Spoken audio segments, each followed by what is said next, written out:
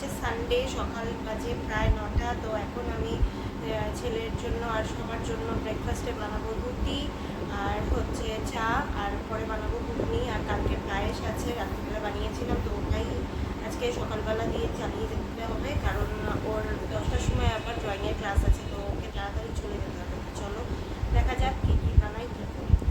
তো কালকে রাত্রিবেলার আমি কিন্তু এখানে ভিজিয়ে রেখেছিলাম আমন্ড আর ছোলা, যেহেতু আমি ভেবেছিলাম একটু ঘুগনি বানাবো তার জন্য, আর সকালে রুটি বানাবো। আর কালকে রাত্রের তো পায়েসটা ছিলই, মানে আগের দিনের রাত্রের, তো এই জন্য আমি কি করেছিলাম, তো পায়েসটাকে ফ্রিজে ঢুকিয়ে রেখেছিলাম যে পরের দিনের জন্য, মানে আমার ফ্রিজে থেকে বের করা একটুখানি ঘন ঘন হয়ে যায়, ওই পায়েসটা বেশ খেতে ভালো লাগে। আর এখানে রুটির জন্য আটা মেখে নেব। আর সকালবেলা আমি কিন্তু এখানে বসিয়ে দিয়েছিলাম চা, আর লাল চা বসিয়েছিলাম। সকালবেলা কিন্তু আমরা সবাই লাল চাটাই খাই, সবাই বলতে যেদিন হাজব্যান্ড খায় তো খায়, নালে পরে আমি একাই খাই। মানে ছেলেকে বলেছিলাম আলমন্ডটা খেয়ে নিতে, তো ও সকালবেলায় মানে আলমন্ড বা খেজুর, আখরোট এগুলোই ওকে আমি বলি খেতে সকালবেলায়।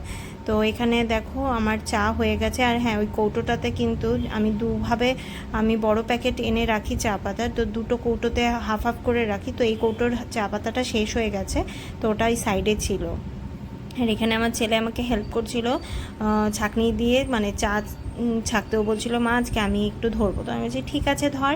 তো এখানে কিন্তু দেখো আমাদের দুজনের জন্য কিন্তু চা হয়ে গেছে, ছেলের জন্য নয় কিন্তু, আবার এটা কেউ ভেবো না, সেদিন যেহেতু সানডে ছিল তো বাড়িতে আমার হাজব্যান্ড ছিল তখন।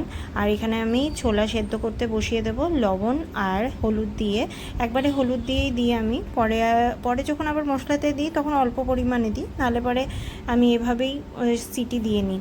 হ্যাঁ, তো এখানে আমি কম করে 5-6টা সিটি দিয়ে নিয়েছিলাম। আর এখানে আমি আটা মাখা হয়ে গেছিলো, এখানে আমি রুটি বানিয়ে নিচ্ছিলাম। তো দেখো এখানে রুটিও বানানো হয়ে যাবে আমাদের 3 জনের জন্য। রবিবার তো একটু যখন যদি কিছু করা যায় তো ভালোই লাগে, একটু আলাদা আলাদা রান্নাবাড়ি। তো এখানে আমি দেখো আমাদের 3 জনের জন্য একটু একটু করে পায়েস বেড়ে নিয়েছিলাম।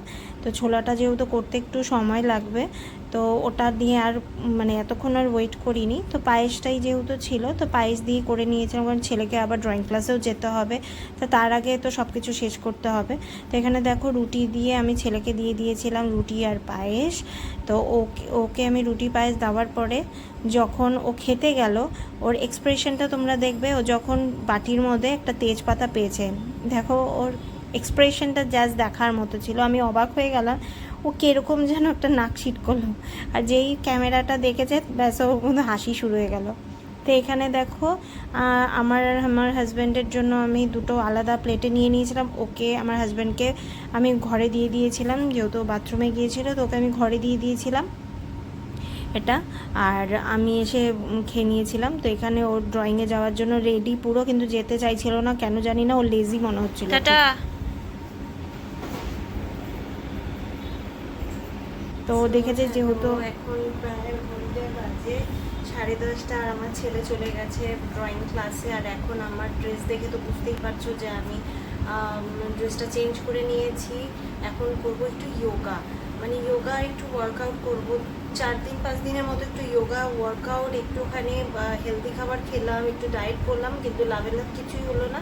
কালকে বানিয়েছিলাম লুচি পায়েস, তো তোমরা দেখেইছো, তো ওগুলো খেয়ে তো আবার আমাকে বেশি করতে হবে ওয়ার্কআউট, কিন্তু আমি তো অত সময় পাই না, কিন্তু তার মধ্যে যতটুকু করার টাইম পাই ততটুকুই আমি করি। তো এখন ওটাই করব। তো যেহেতু ছেলে চলে গেছে ড্রয়িং ক্লাসে, তো এখন আমার মানে একটু সময় বের করে আমি এখন এই টাইমে মানে করছি। যদি এখন না করি তাহলে পরে এরপর আরোই টাইম পাবো না, কারণ রান্না করতে হবে, স্নান করে পুজো দিতে হবে, ঘর মুছতে হবে, এভরিথিং করতে হবে, কারণ ঘরটা এখনও মুছিনি, শুধু ঘরটা ঝাড়ু দিয়ে রেখেছি। তো আর ঘর দুয়ার তো পরিষ্কার করতেই হয়, আরও ডিপ ক্লিন করতে হয় সানডেতে, কিন্তু কালকে আমি ওর জন্য অনেকটাই করে রেখেছি যাতে আজকে একটু টাইমটা পাই আদার্স কিছু করার। তো চলো, আর সময় নষ্টই করবো না একদমই, তো একটু যোগাটা করে নিই আর একটু ওয়ার্কআউট করে নিই। তো এটা হয়তো ভিডিওটা আমি করতে পারছি না, কারণ স্ট্যান্ডটা তো আমি বারবারই বলছি খারাপ হয়ে গেছে, তো ওটা অর্ডার দিয়েছি, ওটা কবে আসবে জানি না, আগে আসুক তারপরে গিয়ে মোটামুটি একটু একটু হলেও দেখাতে পারবো। তো চলো, পরে আবার দেখা হচ্ছে।